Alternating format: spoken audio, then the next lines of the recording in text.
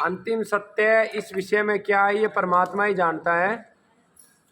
लेकिन मैंने अपने जीवन में जितने रोगियों के साथ अनुभव किया, एफएनसी और बायोप्सी, इसके बाद मैं आपको सैकड़ों रोगी ऐसे दिखा चुका हूँ जिनको एफएनसी और बायोप्सी के बाद बीमारी बहुत तेज़ी से बढ़ी है।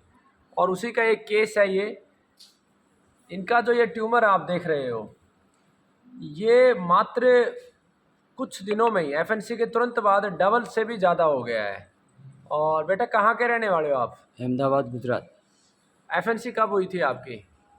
20-25 दिन हुआ, अंदर लिखा है ये 25 दिन पहले हुई थी। 25 महीना जैसा हो गया। 1 महीने जैसा हो गया। और ये कितनी स्पीड से बढ़ा एफएनसी के बाद? बहुत, इतना था, इतना छोटा सा बड़ा था। हाँ, और डबल हो गया। डबल से ट्रिपल हो गया। डबल नहीं, 3 ट्रिपल गुना हो हाँ, गया। 3 गुना हो गया। तो आप सभी चिकित्सकों से मेरी प्रार्थना है, एलोपैथी के डॉक्टर भी, आयुर्वेद के भी डॉक्टर, मैं ये नहीं कहता ये अंतिम सत्य है, लेकिन इस बात का मूल्यांकन करो कि क्यों आखिर बायोप्सी और एफएनसी के बाद बीमारी बढ़ती है। मेरे पास पिछले सप्ताह भी कम से कम 6-7 ऐसे केस आए थे जिसमें एक बच्चा था जिसका हाथ सीधा रहता था, आसानी से मोल्ड हो रहा था, और जैसे ही बायोप्सी की गई अरे मेरे को भी तकलीफ हो रही है, जख्म बढ़ गया उसका और हाथ मुड़ना बंद हो गया। तो इसका भी मूल्यांकन किया जाए कि आखिर इसका सच क्या है। जो मुझे प्रतीत होता है मैं वो आप तक पहुंचा देता हूं कि मुझे लगता है कि बायोप्सी और एफएनसी नहीं करवाना चाहिए, क्योंकि इससे बीमारी बढ़ती है। तो आपको कितनी तकलीफ बढ़ी है इस बायोप्सी और एफएनसी से? बहुत सारी, रात को नींद भी नहीं आती, ऐसा मेरे को पहले जब बायोप्सी और एफएनसी नहीं हुई थी तब क्या स्थिति थी? कुछ नहीं होता था। कुछ नहीं होता था, कोई प्रॉब्लम नहीं थी। कुछ प्रॉब्लम नहीं, खाली बात धीरे धीरे बढ़ती थी, इतनी थी, छोटी सी थी, इतनी।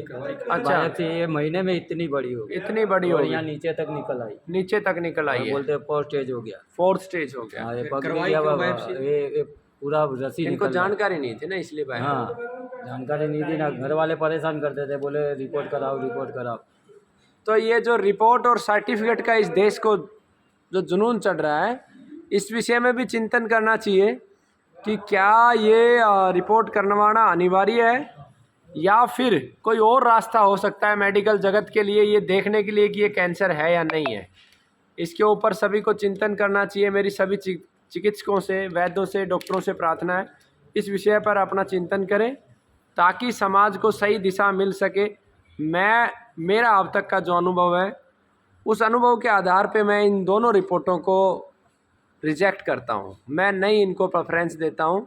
तो इसलिए हालांकि मजबूरियाँ हैं कि इसको आइडेंटिफिकेशन के लिए और कोई एलोपैथी में भी रिपोर्ट नहीं है और नाड़ी के विद्वान भी नहीं है, लेकिन मैंने जो अनुभव किया है कि जब आपको गांठ हो, 2 ही प्रकार की गांठें होती है, लाइपोमा की गांठें, वैसे तो अन्य भी प्रकार हो सकते हैं, लेकिन जो मैंने महसूस किया है कि अगर कैंसर की गांठ है तो उसको देख के भी कुछ हद तक 90% तक हम अनुमान लगा सकते हैं कि ये कैंसर की है या नहीं। दूसरा, रोगी का ऑरा देख के भी, शारीरिक लक्षण भी देख के हम लगभग पहुंच सकते हैं।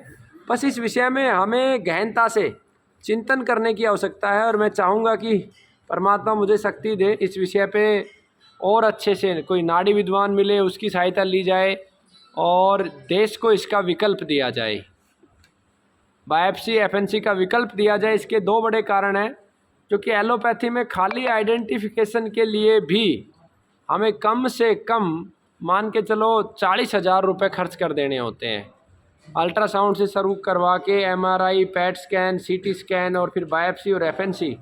जबकि 40,000 रुपये में मेरे देश में बहुत सारे ऐसे वैद्यगण हैं जो कैंसर की चिकित्सा कर देते हैं, जैसे अरुण कुमार जी उनमें से एक हैं, शैलेश भाई, और बहुत सारे अच्छे वैद्य हैं इस देश में जो 40-50 हज़ार रुपये में कैंसर का पूरा ट्रीटमेंट भी कर देते हैं।